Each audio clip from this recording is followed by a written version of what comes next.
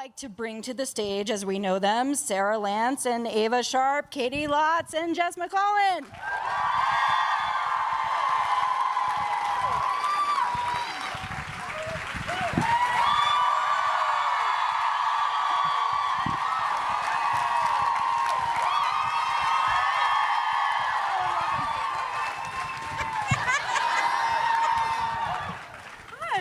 Hi, welcome. I love that you have Bebo. That was really R-rated, and Bebo was like, he was trying to close his eyes and they're too big. Hold Bebo tonight. God, that was awesome. I'm on Instagram Live right now. Say hi, everyone. Say hi to the rest of the world. So welcome to Clexacon. Welcome back, Caity. So far, so good. Like, what's your first impressions of this? A feng shui thing going on. Oh, go for it. There we go. You know when you sit at the bar with people and they're like this the whole time? So there we go. So now we can all see each other. I'm all about sitting however you guys feel comfortable. Okay. So first impressions, like how does this differ from other, I mean, you guys do tons of Comic-Cons. How does this differ, this kind of Comic-Con? Well, that's you, because you do tons and you've been here before. I mean, I can say that I've never been here.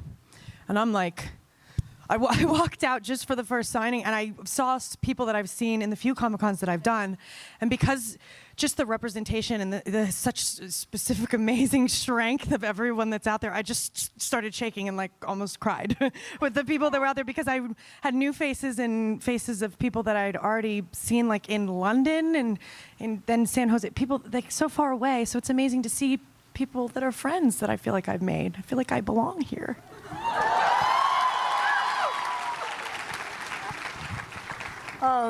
So for the record, Caity, I am super impressed that when we last talked was literally a couple days before the season 3 finale, and you and Maisie held the secret in about Bebo, about the Bebo bomb, let's just put it that way, which was mind-blowing and set the bar so freaking high, and then yet you go into season 4 and we have man-eating unicorns. What has been, like, did you know where you guys were going in season 4? And like, what's been the coolest like surprise that they've thrown on you? I mean, I've just been really impressed with our writers that, especially like after season 3, you're like, how do you top that? And I mean, that's pretty damn hard to top literally a kung fu fighting 100-foot Bebo. Yeah, but I mean, this season I think has been our best yet. It's so much fun. We have so much fun. Like, every time we get the scripts, we're always like, what is happening? We're like, what? They're like, yeah, this one you become singing puppets. It's like you turn into a puppet. We're like, okay. Did you get to keep the puppets is the question. No, though What? maybe they'll let us like at the end, because they might have another guest star I feel spot like or if they something. turn you into a puppet, you get to keep it. The weird thing is the puppets are in like a box on the Wave Rider. So they like in the middle of, I actually have a good video that's spoilers coming for, because I shadowed the episode that's coming. I shadowed the director, so I wasn't in it, but I was behind the scenes. So we kept finding the puppets in this box everywhere. And I bring it out often and make out with yours. I don't know about, like I don't want you to have it actually, because it's like my other you. You can have it. You can take Yes. it home. Me and Bebo and Have you had a Sara. favorite episode this season so far? I mean, besides the puppets, which was classic. I have a few of my own, but I'd love to know from you guys. I think the one that's coming up is going to be a pretty cool one. But I also loved the one that just aired 2 times ago, when we got to dance. The tango? Yeah.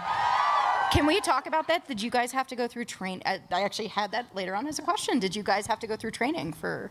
We did have a choreographer that came in to teach us, and so we had a rehearsal, and we were fighting a lot because who gets to lead? who gets to lead? And I was like, I'm taller than you. Okay, did you guys look at my phone? Because that was my next question. And Jess is kind of a control freak. Actually, at some point in the rehearsal, I was like, bitch needs to step back. Because she would be like, you have the timing wrong. it's supposed to be your left foot back. You did, and it was. Miss Dancer. But I'm also having to, like, I had the dialogue that I had, like, it was like, we believe that Monet is intercepted by the agents and they're back into the field. Like, and trying to, like, move my feet. What was that line? It was, I believe that something's infiltrated the bureau and Mona's at stake, or something like that. That was on the Rendezvous. Yeah. Mona says something. I believe there's something happening in the bureau, and you kept saying that word wrong. Mona's something. It was hard. That's the second time she's called me a bitch on the stage, I think. I wasn't here to defend myself the last time. Bitch, what? I love you so much. So what I love most is that every episode is just a completely different adventure. And speaking of the tango, like, is there anything yet they've thrown your way that, like, you're like, oh, hells no, or you're just like, bring it on? There was an episode, the finale one, this Bebo one from the other season. I don't remember if you remember there was the first time we tried to do it and it creates this really gross, ugly creature. Yeah. So originally that was supposed to, like, spew out goo all over us.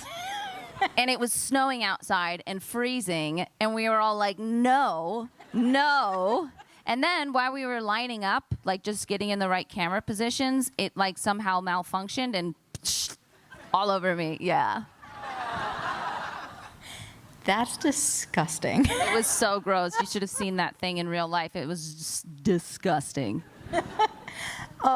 So I would love to talk a little bit about just the two of you and Jess coming on to the show, and how did that go? How was auditions? I'm assuming you guys did a chem test, and how was it coming on a show that was already established?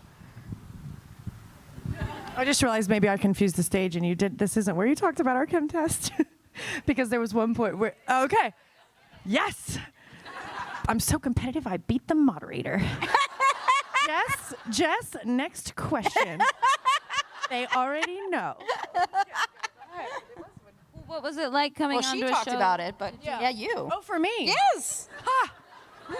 I mean, it's funny because she is such a professional at all of this stuff. This whole Arrowverse world in general is so wonderful and amazing to be a part of, but very overwhelming when you don't, come from a show that has a universe, as something DC, Marvel, all of it that has so much. Is trying to push the envelope on representation, and then the fandom is just amazing. And overnight, you just feel like you have this family that you're supposed to take care of, and you're want to interact with, and you're so inspired and moved by so many stories. Like the last show I was on, like maybe I got a housewife that was 35 that was like, my husband doesn't want to talk to me, and that was the one Twitter friend I had, and I was like, sorry, not sorry, like first world problems, get over yourself, this real stuff. It was such. I think for me coming onto the show and coming into the fandom of it all is amazing. I mean, I get goosebumps. I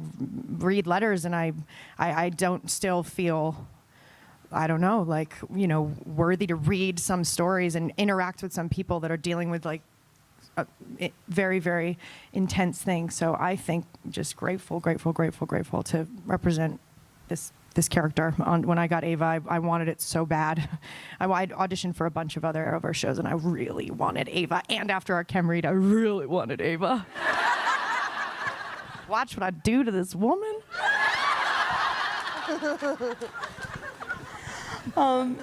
It's awesome.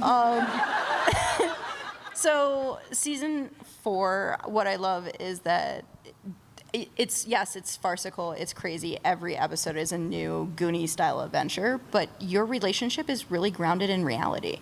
And I'd love for both your perspective is, what is it like going from those crazy moments to, we're portraying an actual couple dealing with real issues in this magical world? It doesn't really feel like there's ever a separation, like you step into one and out of one. It just feels like we're in it the whole time. I think it's just once you're in it and this is what's happening, and it's like you're in a Bollywood musical and it's just like, yeah, okay, yeah, we are. So I don't ever feel like it's hard to slip in and out of one. I think we just live in this space of higher reality. Yeah, and we love it when we get to have the drama stuff in there and some of the more character moments. Because I think, without that, all the other stuff doesn't matter. No one cares about the characters unless you have that emotional connection to them through their struggles. I feel like that's the pause when we get those scenes that's the easy stuff to slip into, if you keep using that word, but it's but if it was the weird, you're in a Bollywood musical and you're fighting a blue teddy bear flying around, you're like, that what? But then you get a really well written scene. Again, the writers are really great. I think we all think that with Avalance and yes. One of them is here. One of them is here. Yeah, where is she? Woo! You guys can all harass Daphne later. What's your favorite drink? San? Speaking of drinks. Yeah, where is the drinks? Yeah. But I think what I was saying is just that those scenes are the ones that I think I get to, and I'm like, oh, that day will be good. It'll be what we kind of do this for, finding the truth. It's way harder to find the truth in this other stuff. Have you guys had a favorite Avalance scene this season? That you can talk Definitely about? the tango. I don't know. Do you have another one? Oh my God, my birthday. Oh yeah. But wait. This is actually why. Because that scene to me, it's like the writers in their homage they do to the Stay Puft Marshmallow Man in Ghostbusters, that's giant Bebo's coming through. That scene to me read like something from I Love Lucy. Like something from one of those, cookie cutter comedies from the 50s or 60s. It's just perfect timing comedy, something romantic's trying to happen, and then all this stuff happens. So it was like, be as goofy as you want, but it was like two women, and I'm like, awesome. Look how that would so be a normal I Love Lucy, and now to flash forward 2019, I felt like this is so cool. This is so cool that we're doing this. And you know what I mean? It just wasn't it wasn't traditional. We pushed the boundaries on that and she looked amazing. So come on. I think it was probably a lot cooler for you because you didn't have to be in lingerie in front of the whole crew. Yep. Touche. So camera guys were like this. They were like action. They were like pushing, and they'd be like this.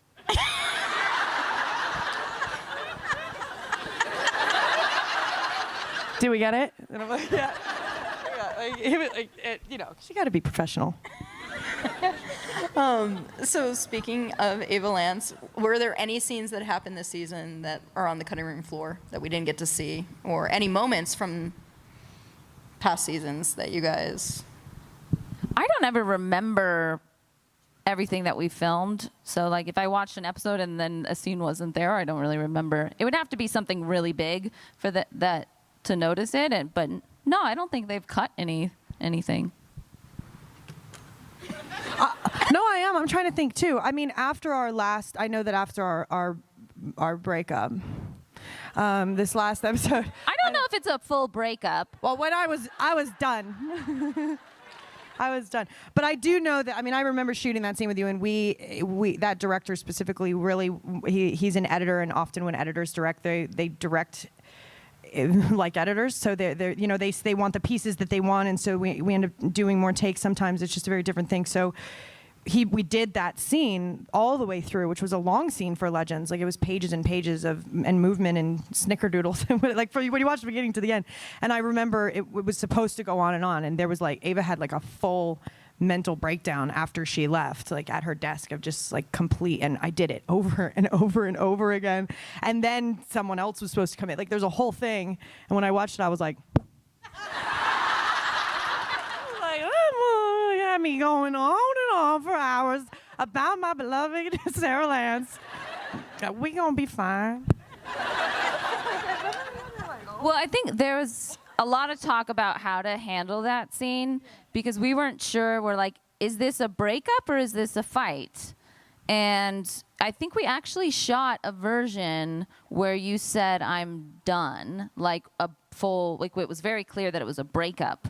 But then when we talked about it more, because what we also didn't want to do is like, we broke up, we didn't break up, now we broke up, and like doing the break up, get back together, break up, get back together, and like that kind of thing. So I think it isn't really a full, it's unclear whether it's a breakup or not, which I feel like, I don't know, you guys probably maybe had like a fight like that, and you're like, is it over? Is it not over? I think we've all gone through that. I think that's what this is. Yeah, and Caity's so wonderful about relationship scenes, and we really talk it out of what the specifics, just being very precious about where we're at in the relationship. So we're both, even if we're not on the same page as characters in the scene, we know what we want the audience to come away with watching that couple after that scene, you know what we want. So yeah, and exactly my point, the editor, I think he wasn't sure how it was going to end the button, so we kind of did it all those ways, and that was exhausting. We know how it ends now. So before we turn it over to the audience for questions, I wanted to play a little game of Would You Rather with both of you. I promise they're easier questions. So would you rather be the Queen of England or the Mother of Dragons? Mother of Dragons. Mother of Dragons. Whoever answers first gets that one. So you have to be the Queen of England. Oh my God, that's a funny story, but you can't tell it. I just realized. I really, that's like my dream. Okay. And I was like, I remember when I went in to the meeting last season, they're like, what would you like to do this season? I was like, well, I want to be the Mother of Dragons. And I want to like ride on, you know, like a back of a dragon and all my clothes to burn off and me come out as the Mother of Dragons. Like, that's what I want. I think you just launched 1,000 fanfics. I'm still pushing it for it for next season. Story. And she can't tell you. So I think that means keep watching.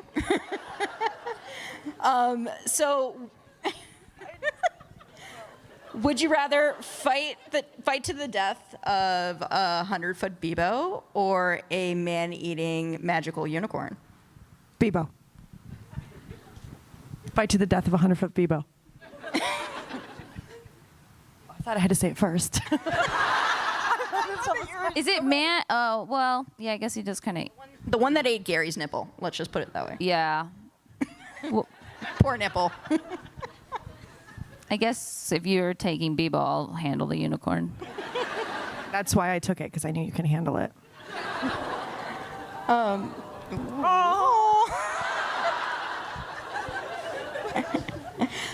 Would you rather have to survive in a snowsuit in the desert or naked in Antarctica? Snowsuit desert. Naked in Antarctica. Snowsuit in a desert. Naked in Antarctica? You would, I mean, I guess. Sounds like the worst thing. Freezing to death would be better, is a less painful death probably than like dehydration and. Anyways, I next was never thinking question. I was going to die. Surviving. That is true. Would you rather go back in the past to meet your ancestors or go far in the future to meet your great-great-grandchildren? Good one. Far in the future. Back in the past. That's weird. Yeah, that's truly. I'm really curious to know what's going to happen to the world, like where we're going, what's going to happen. I don't want to know.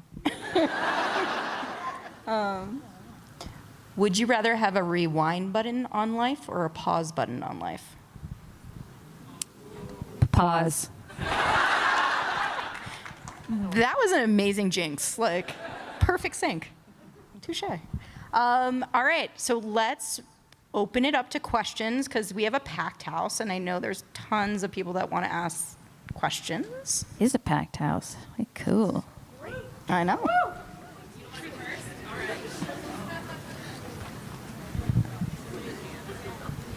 Hi. This question is for Jess. Hi. What do you love most about Ava? Her heart. Yeah. I I was gonna say boobs.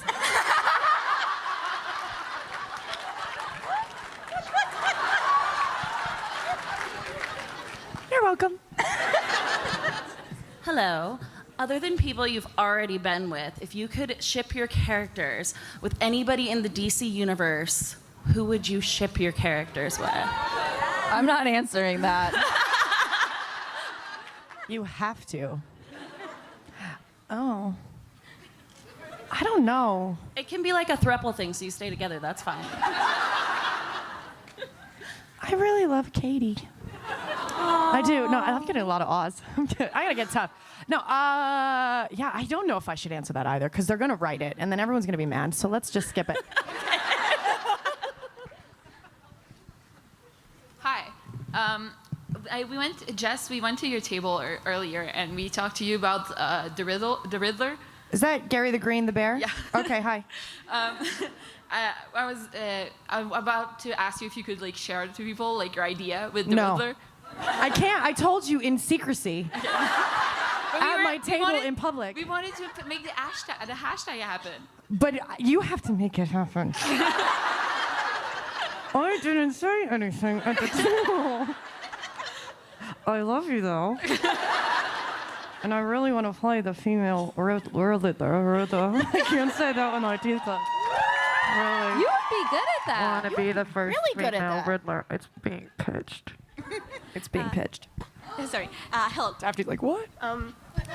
We all know that every time that the legends go to a mission, Sara sends them with a one-liner, amazing one-liners. Like my favorite, personal favorite is, get your Sunday best because we're going to church.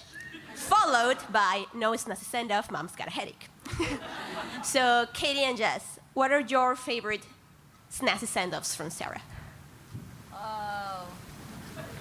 Something Puritan. That's what I was I thinking. love that one.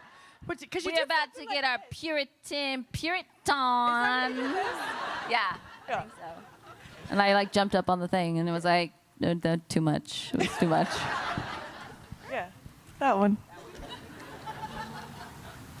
Which I had to do ADR for, because apparently I said it wrong. Puritan. Puritan. But I don't know. Whatever. I ADR'd the whole tango. Okay, keep going. Hi. If Bebo Day were a national holiday, how would Sara and Ava celebrate?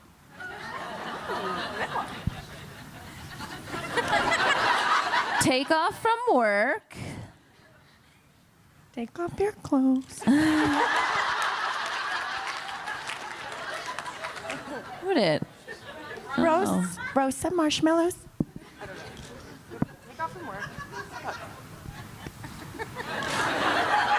What do we do for Bebo Day? I don't know. I mean, it wouldn't be.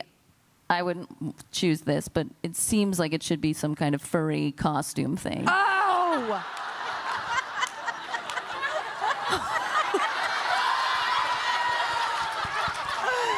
You just blew so many people's minds. Yeah, furry costume. Thank you. Thank you. Hi. So I was wondering, I like cosplay, so I was wondering what your favorite costumes were, but not that you wore, that the other person wore. Is that Jess? Yes. Hi. Wait, what was the question? What was the favorite costume that I wore, and my favorite that you wore? Oh. I have such a bad memory. Like, I don't remember if we get back together or not, like, or how. I was trying to think about it. There's like boxes. Don't say anything. Oh, yeah. I remind. Oh, yeah, now I remember. I really like all the leather, and even working with Amy Gideon in Sirens of Space Time. The leather. That was We were awesome. like feeling that leather. All of us. We're just like, you look good, and you look good. We look good, and look good, and good. There was some time where you wore an outfit and I didn't, and I remember really liking it, but I don't remember what it was. Whatever. I think it hasn't aired yet anyway, so probably can't say what it is. Yes. Yeah, it hasn't aired yet. I can't remember. Leather. Leather. Oh, that's gonna make me crazy. Good default answer. Thank you. So I'm just going to reiterate from last year how much I appreciate that Avalance sort of says that not every couple actually has to have like dominant, submissive, the man, the woman in the relationship, and how BS that can be. But we also see, especially this season, how it can be a bit difficult to have two strong women, whether it's a bit of trouble with the dancing thing or just other issues that sort of led to the pause, whatever the heck we're going to call it. What advice would you give to your character as we sort of navigate the next steps in the relationship?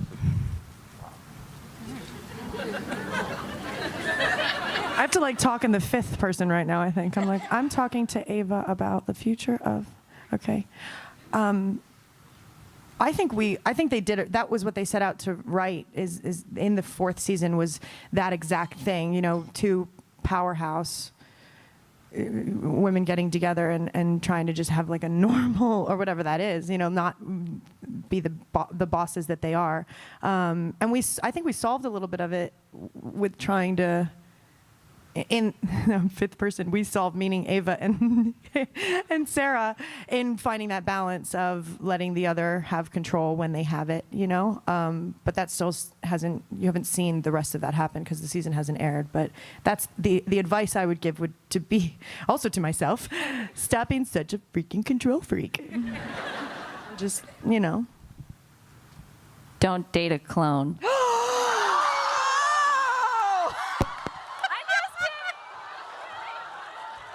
I kid. Just kidding. Oh, don't kill her, Ava.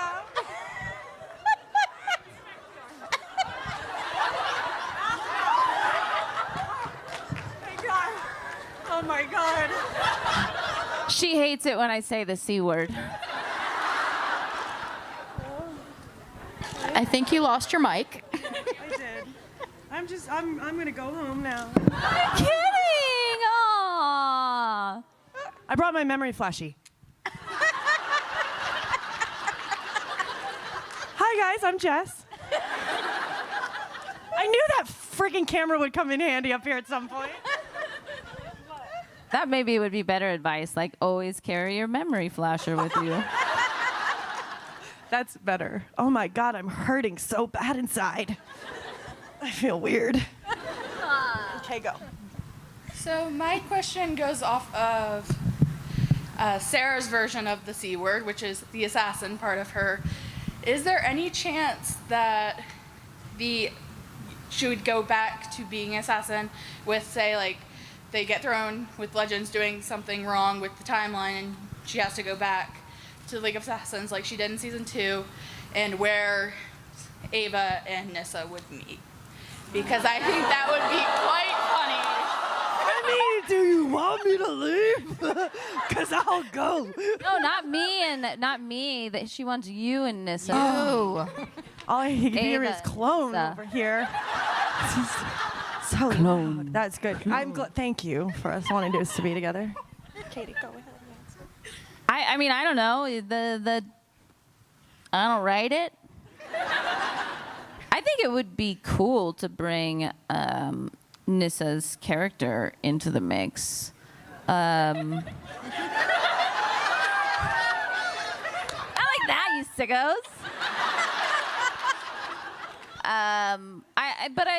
I think I'm curious to know what would happen. I was just saying more for like the drama aspect of Ava most likely would not like Nissa at all, and Nissa would not like Ava. Or they would become like best friends, and they're like, how did you deal with when Sarah's like this? Like two exes. By the way, I love that. I do. And also, I do. I really like how John Constantine and Sara are actually just friends and very nice to each other, and even though they're exes. Well, not really exes. We never dated.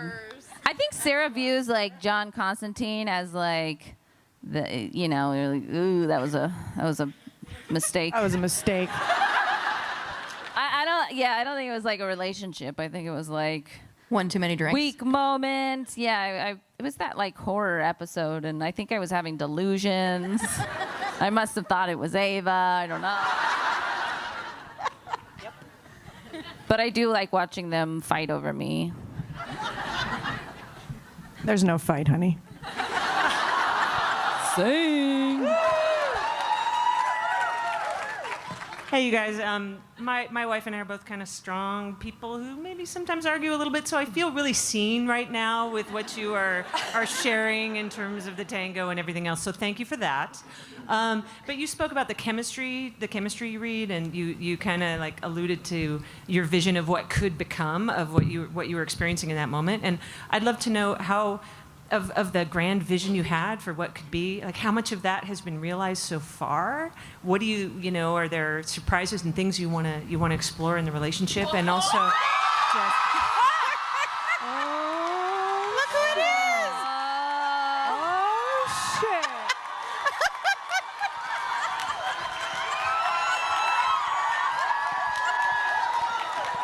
Oh, wow.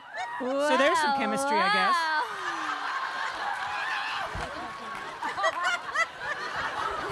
Hey.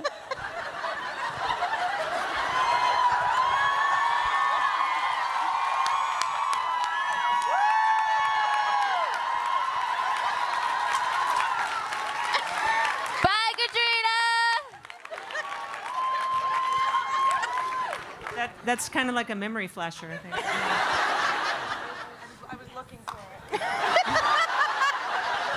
I see her somewhere. That took some skill in that shirt. That was like hand drawn. I snapped her neck and she still moved. Did anyone see that? And I whispered in her ear, I'm gonna snap your neck. And she just went, like, I'm so sorry. Bye. Katrina and I have a panel later on.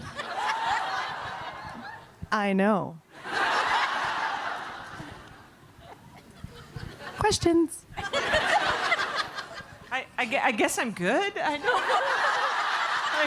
Did we answer your question? I think that just answered every question ever. I don't know what just happened. It was something blah blah chemistry blah blah. What else might there be in the chemistry tank? You know. But anyway, you know what? I see my time.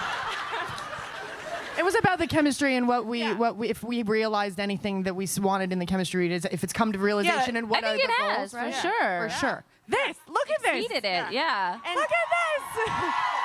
And okay, I'm on a shirt. All right, so there you go. Okay, so one twist on the question is how much of it is planned, and how much of it do you like talk out in advance, and how much happens, like the butt bump or the whatever, like how much that's of that? all in the Yeah, the moment. Is it all on the page, or or it's in the moment? In the moment. There's stuff like, you know, the writers will want kisses or the specific things. Sometimes they go out. Sometimes they come in when they're not supposed to. Sometimes, you know, the physicality. But yeah, that's usually the physicality is not written. Our writers really are lovely that way, where they're just like, you know, they know what the scene's about and then go. It's probably a different way every single take, I think. I think you only did that butt bump once, and we probably did that take. She probably did it because she was bored. Katie does this thing when she's bored, where she'll just like, boop, boop. Tabernacle! Tabernacle! Yeah, that's a long story. But yeah, shit, it's, I don't know if I answered your question. I'm still thinking all of it. I feel like I just got bombarded. Hey, what's up? There's been a lot of fun homages to Back to the Future this season. If you could be any Back to the Future character, who would you be? Either like as an actor or as a character. Back to the Future characters. I feel like. I mean, I think I have to say Biff or I'm going to get fired. Biff. I love me some Tom Wilson. I do. I love him so much. Like, I think that would be really fun. He's the bad guy in the whole thing. And he actually played a bunch of really cool different characters when you think back and watch that. The Western Biff was really cool. That's correct. The weird comb-over Biff was not as cool. I'd be Michael J. Fox. Yeah. Thank you. McFly. The correct answer was Leah Thompson, but it's fine. Don't worry about it.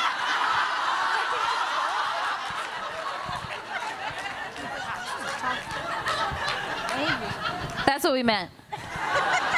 I said Leah Thompson first, and then I said Biff because I'd get fired. This question is for both of you. I was just wondering what your favorite thing is about working with one another. Oh my God. Such softies. Such aw. She puts up with my shit. Like, let's just be honest. I think truly, like, she's such a powerhouse. She has been in these universes for so long. She's such a pro. She knows what she wants. She's, and it's let's be honest, it's her show. We got a female #1 over here. It doesn't happen. Like, it doesn't happen. And, and then I come in and I'm like, and I'm on the show too. And she's just like, and she puts up with my shit. I think she's a tremendous, tremendous person. I really love you. Aw, I love you too. I think it's surprising, like, I've never worked with somebody where I've had such easy chemistry with. Can I say something else? What? No, like, I feel like acting with you, like, we have amazing chemistry together. Like, it's so easy. Like, I don't have to try. And you're hilarious and always a good time, and yeah.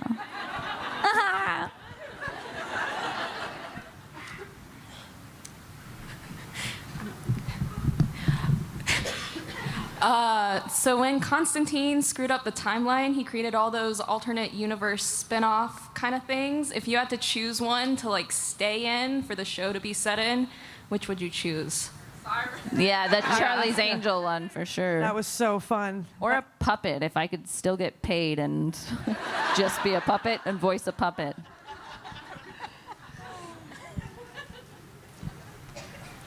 Hi. First off, I want to say, Jess, I first know you from Mistresses, but I only watched your section. So I know you're not that 35-year-old housewife whose husband won't talk to them. So thank you, fan #2. Love you. It wasn't me, but I only watched your little, you know what I mean. Oh. But I wanted to ask you if, so every time you meet a girl that doesn't seem very straight in the show, you get that little smirk. Was that scripted, or was that just you? Wait, no, what? Not Jess, Caity. Oh. Sorry. No, it's definitely not scripted. I wasn't really aware that I was doing that. But I know the smirk you're talking about. Yeah. I've always wondered, so thank you.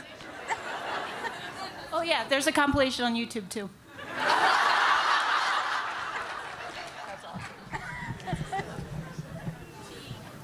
Hi, big fan, gotta say that right off the start. So my question is, we all know Bieberverse is too batshit to, like, try to predict where it's gonna go next, but my question is to both of you, what relationship milestone would you like to see in season 5? Did you say Bieberverse? Oh, yeah. Yeah. I haven't heard that. Oh, that's it. Yeah. Oh, yeah. Instead of Arrowverse, it's Bieberverse? Yeah. I knew that. All inclusive. What was the question? So, like, last season we saw you guys get together and say I love you, and this season you kind of sort of moved in together. What would you like to see in season 5? I personally don't want us to get married. Here she goes.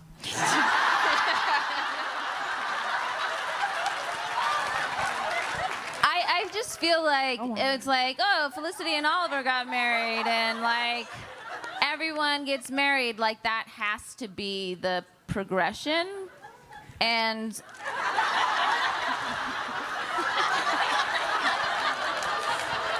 I'm not saying they shouldn't be together. I want them to be together, but life partners. I think that on TV, there's not a lot of examples of people being life partners that aren't married, and I think it would be interesting.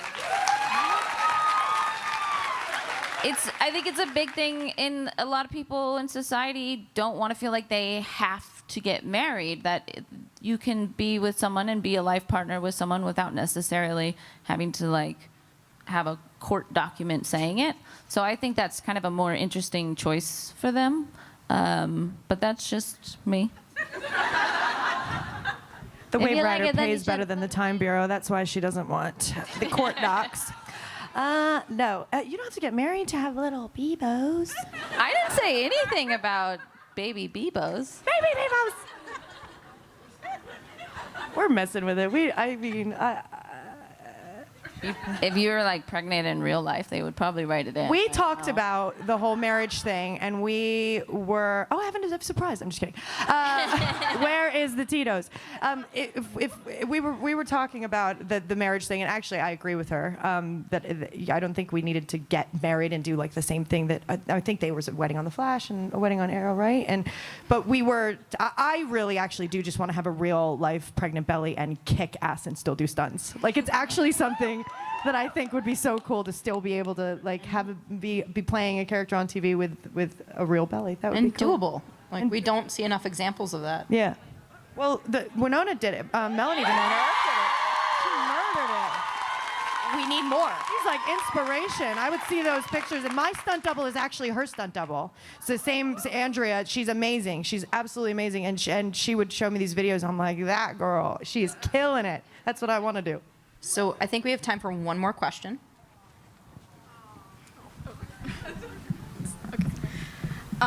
I really love the show and I really love the representation. And I wanted to ask if you guys ever read the fan fiction. No. I don't think I could handle it. I know. I don't think I could handle it either. I think I would get. Yeah. Sure, the writers do. Sure, they get a bunch of ideas. Is it legal? Oh, never mind. They don't do that. Okay, thank you. We got one more. All right. Okay. Yeah. Hi.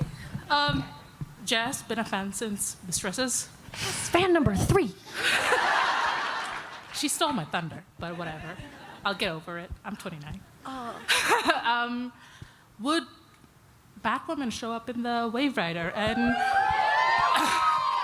given the fact that I have been to parties that Miss Rose has DJ'd, would Batwoman DJ at the Wave Rider for any of your birthdays? That would be great. I don't know if I want Batwoman near Miss Lotz. Fair point. Thinking about it. Batwoman is with Zatanna and many other women. I still don't know if I want Batwoman near Miss Lotz. I don't care who she's with. All it takes is a smirk.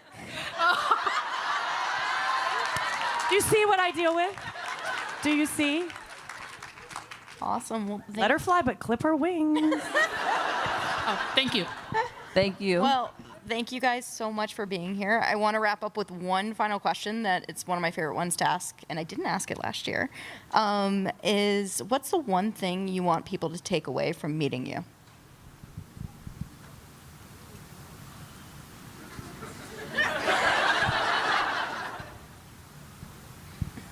It's so funny. I just don't think I'm that interesting. I'm just this really beautiful, There she self-deprecating, goes. funny woman. I mean, why would anybody want to meet me?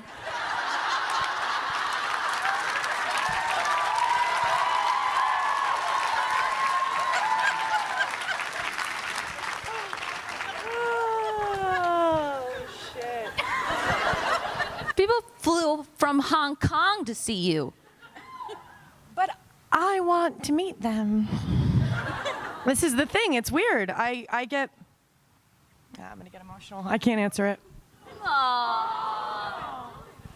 No. I think it's crazy. Yeah. You guys don't know. Well, this is going to take a turn. But a very close friend of mine who's very young, 15 years old, passed away from another charity that I do. I've been friends with her for a long time. You know about her. And yeah. But her funeral's today. Legitimately today. And I was like, God, I want to go. And this little girl fought cancer for a long time. And she was a gymnast and a dancer. And I used to FaceTime her on set. And we were always trying to fly her out. And Sorry, but I just know that she would have never let me not come be here with other powerful women that are trying to have a voice in anything. I mean, she was so adamant about the amount of money that goes into childhood cancer and all this, and we're doing the same thing here in representation. And I almost didn't come, and I just could hear her saying, you have to go be that inspiration. Like, she made me feel like I was an inspiration, and I really don't. I really wanted to be here to meet you guys. It's truly the truth. So that's what I take away. I don't want anybody to know what to take away from this. You give me everything that gets taken away. You know? I don't know if that made sense. Wow.